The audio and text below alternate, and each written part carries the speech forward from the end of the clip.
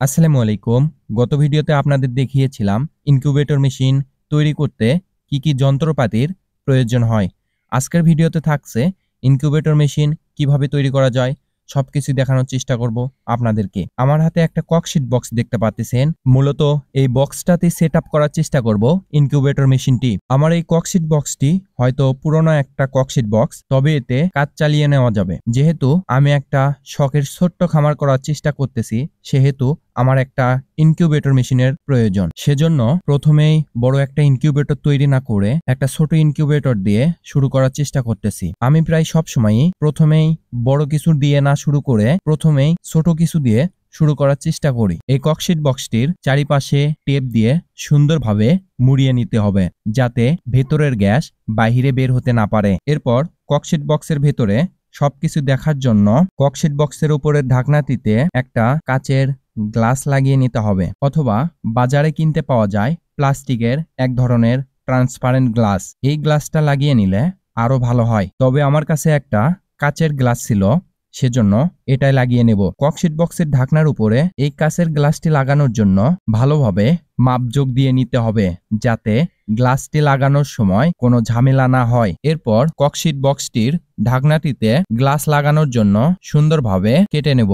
গ্লাসটি ঢাকনাটিতে বসানোর সময় যদি কোনো সমস্যা হয়, তাহলে ঢাকনাটির উপর গ্লাসটি বসিয়ে যে শেপে আছে সেই শেপে সুন্দরভাবে কেটে নেবেন, তাহলে কাজটি সহজ হবে। গ্লাসটি বসানোর পর সুন্দরভাবে ঢাকনাটিতে টেপ দিয়ে মুড়িয়ে দিতে হবে, যাতে গ্লাসটি নড়াচড়া কিংবা ককশিট বক্সের ভেতরের তাপমাত্রাটা বাইরে না যেতে পারে। এখন হচ্ছে ইনকিউবেটর মেশিন তৈরির আসল কাজ। এখন থেকে সবটুকু ভিডিও মনোযোগ দিয়ে দেখতে হবে, তাহলে ইনকিউবেটর মেশিন তৈরি করতে পারবেন। ইনকিউবেটরের ভিতরে 4 ইঞ্চি সাইজের একটা ডিসি ফ্যান লাগানোর প্রয়োজন। সেই কাজটা এখন করতেছি।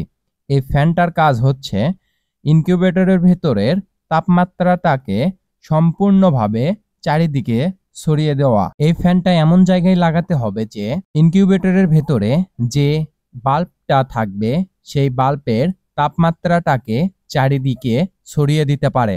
এরপর ইনকিউবেটরে তাপ দেওয়ার জন্য যে বাল্বটা থাকবে সেই বাল্ব লাগানোর জন্য যে হোল্ডারটার প্রয়োজন সেটা সুন্দরভাবে লাগাতে হবে। হোল্ডারটা সুন্দরভাবে লাগানো হয়ে গেলে এরপর ইনকিউবেটরের জন্য ব্যবহৃত যে কন্ট্রোলারটা আছে XHW3001 মডেলের একটা কন্ট্রোলার, এই কন্ট্রোলারটা আমার ইনকিউবেটর মেশিনে ব্যবহার করব।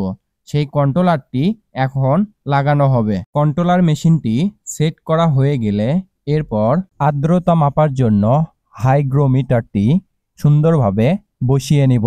আর্দ্রতা মাপার যন্ত্রটি বসানো হয়ে গেলে 4 ইঞ্চি ডিসি ফ্যান চালানোর জন্য যে অ্যাডাপ্টারটি ব্যবহার করা হবে এই অ্যাডাপ্টারটি সুন্দরভাবে জায়গা মতো বসিয়ে নিব। এখন বৈদ্যুতিক তারের জয়েন দেওয়ার পালা।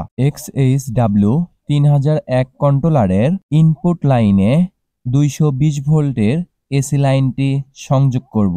এরপর আউটপুট লাইনটি বাল্বের হোল্ডারের সঙ্গে সুন্দরভাবে সংযোগ দিব।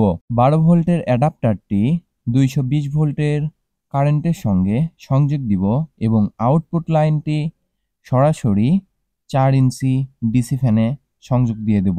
এরপর ভেতরের তারগুলি সুন্দরভাবে পরিপাটি করে গুছিয়ে নিতে হবে, যাতে ইনকিউবেটরের ভেতরে তারগুলো কোনো সমস্যা না করে। তো দেখতে পাচ্ছেন ইনকিউবেটরের ফাইনাল লুকটি।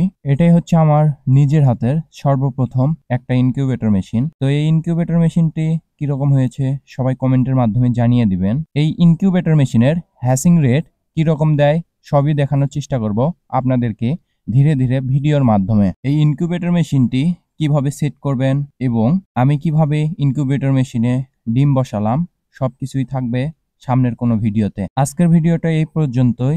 ভিডিওটা যদি আপনাদের কারো সহযোগিতায় আসে তাহলে ভিডিওটা শেয়ার করে আপনাদের টাইমলাইনে রেখে দিতে পারেন। আপনারা আমার জন্য দোয়া করবেন যাতে আমি আমার এই ছোট্ট একটা শখের খামারটি সুন্দরভাবে গড়ে তুলতে পারি। তো আল্লাহ যাতে আপনাদের সকলকে ভালো রাখে সেই কামনা করি। আসসালামু আলাইকুম।